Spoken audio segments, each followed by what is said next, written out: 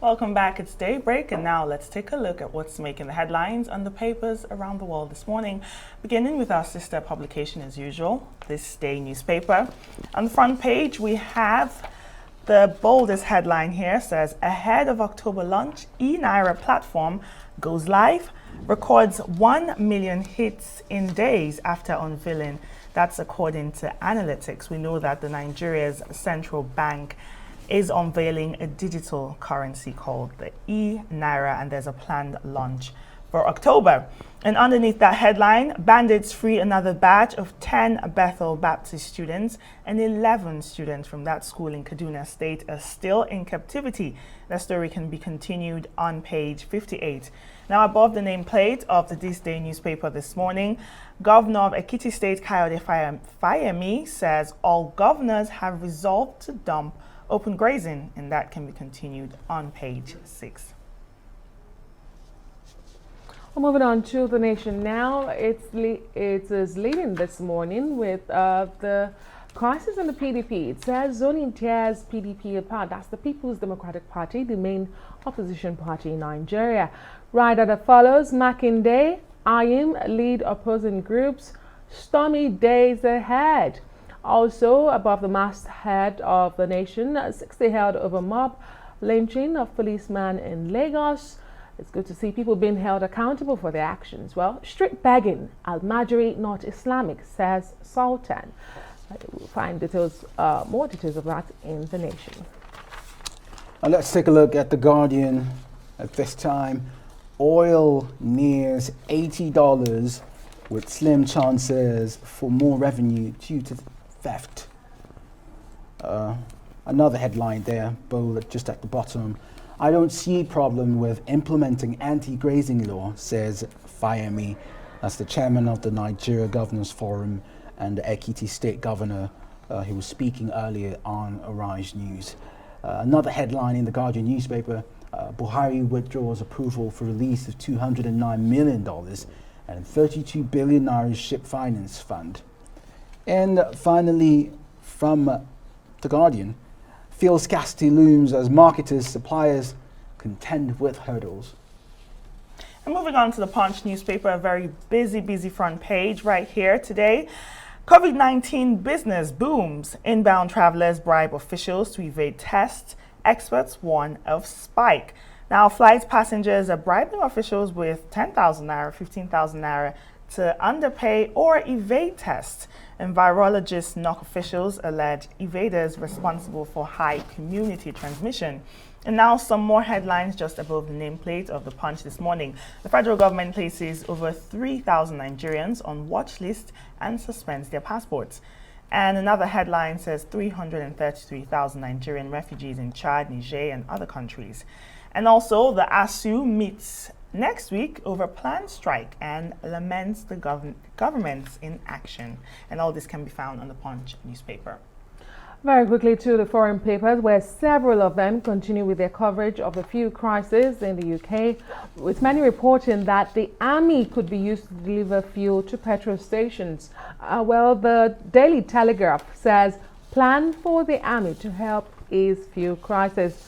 Another interesting headline in the front page of the Daily Telegraph this morning, new Education Secretary vows to keep schools open despite the increasing numbers of coronavirus.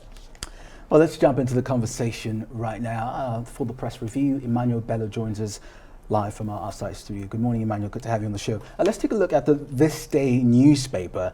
This one is from the governor of Ekiti State, who was speaking earlier on Arise, Fayemi. He says, all governors have resolved to dump open grazing. Finally, something they all can agree on?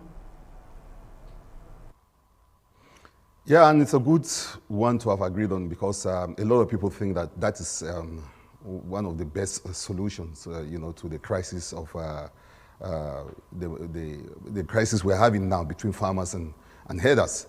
And of course, the anti-open grazing bill that has been signed by many of them into law was to check those crises. So if they can all agree on this, I think they'll be getting somewhere, because a lot of people have said that actually there is no other solution to the problem other than the one that is being proposed, that look, you need to regulate what cattle are doing around the farms.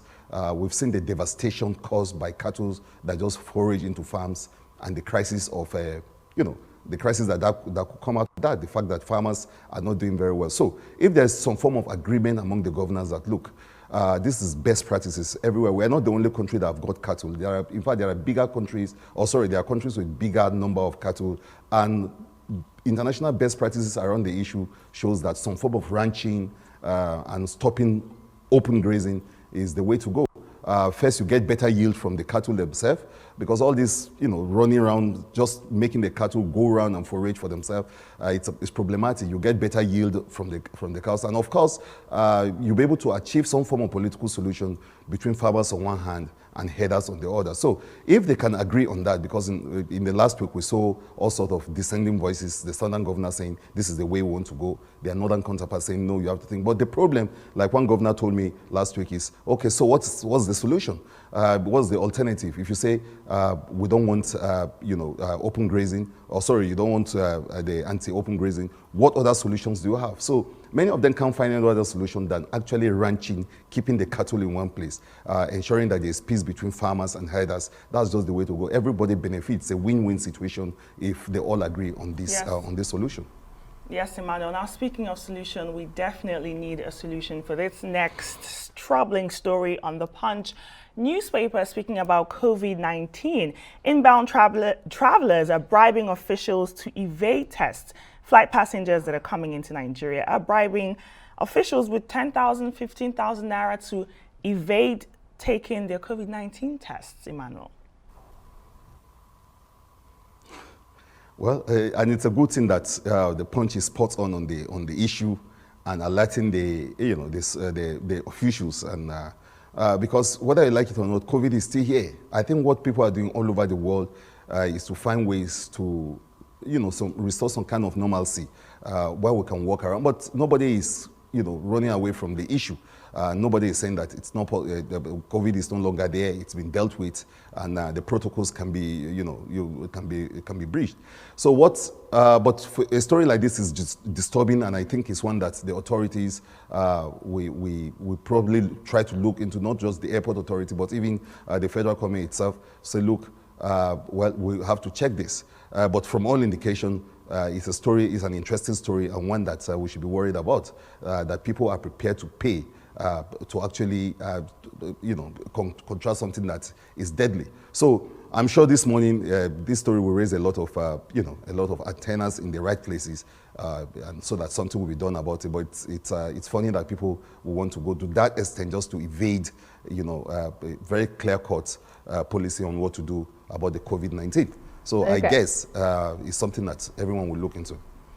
Right, Emmanuel. The biggest story for the day is on the front page of our sister publication these days, and I'd like to draw your attention to that. I mean, it's the Enaira. Interesting times for the financial sector in Nigeria.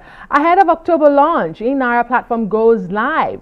Records 1 million hits in days after unveiling, according to analytics.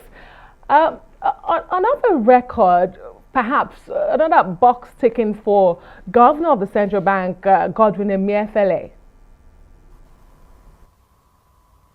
Yes, and first, I think it's an exclusive story here, and this day leading with it, and this day always the first paper to lead with big business stories and big political stories. The Enaira thing is interesting.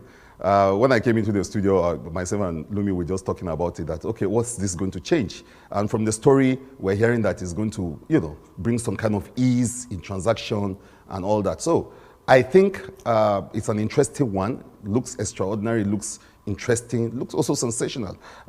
Is this what used to, how different is this from all the other kind of mobile banking we used to do, sending of money? But the story is saying that this is going to be easy. I think Nigerians will be interested to know anything that will make, that will create an ease in the way we do some kind of businesses, some kind of interaction among our people. I think will be welcome, and I think maybe that is why there's already some form of excitement about what the Enaira is all about. We know about e-banking and this, that, but now it's Enaira, electronic naira. I think Nigerians will be, but of course, I'm sure there'll be a lot of citizen education around the issue.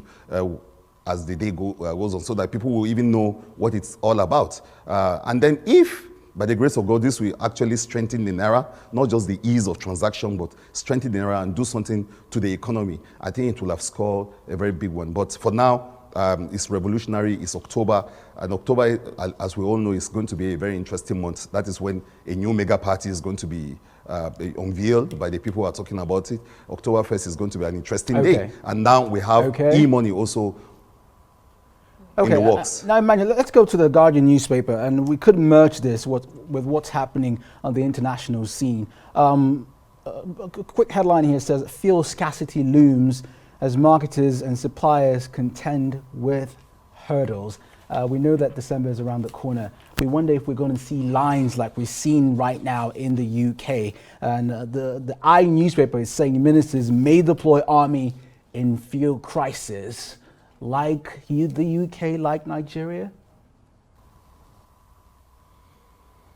Almost kind of making it a one world situation, you know. If you are connecting the lines, you find out that what's happening in the UK is probably almost nearing what we're thinking will happen here. It looks like good news on one hand to say that, you know, it's now $80. I wonder if that is per barrel, but what, from all indication, doesn't seem to be. The story is saying that there's going to be, you know, slimmer revenues due to oil theft and all of that. So it seems to be bad forecast in the sector. And it's extraordinary that we are seeing a situation where even in the UK, they are thinking of using soldiers, almost like the kind of scene that you see here. They are trying to use soldiers to control people trying to get fuel and all of that due to scarcity. It's not a strange thing out here, but for some time, of course, we've been doing very well in the issue of, you know, supply of fuel and the crisis of scarcity. But like you say, yes, we're in the ember months. We're going to December now. Christmas, the thought of Christmas is there. And so these are the kind of times that you begin to think of long queues and the crisis around the issue of supply of oil, around filling stations and the rest. But I guess, you know, if we are prompt in our actions and we're proactive in the kind of decisions that we're supposed to take, maybe we will not see much of that kind of crisis heading into next month and the months to come. Well, Emmanuel, in the UK, this whole shortage of fuel, it's not really the same as Nigeria, as they don't have any problems with supply. They have problems with the distribution. They don't have truck drivers. And one headline here on the Daily Express says, don't blame the driver crisis on Brexit. However, Brexit has a lot to play on this, because most of the drivers are EU citizens who have gone back to their countries because of Brexit, Emmanuel. Yes, and that's part of the crisis right now that you know, the UK is facing, the crisis of Brexit. You know, they are looking for newer partners. Boris Johnson is facing an election soon. He wants new alliances across the world. The economy is suffering. There have been shortages of all kinds. They've been having gas problem and everything. So I'm sure these are the kind of extraordinary situations that you know, the government of Boris have to actually deal with. Not just the issue of supply or the scarcity that's well, Emmanuel, thank you so much. We'll like see you tomorrow for another press review. Emmanuel Bello there. That's the press review today.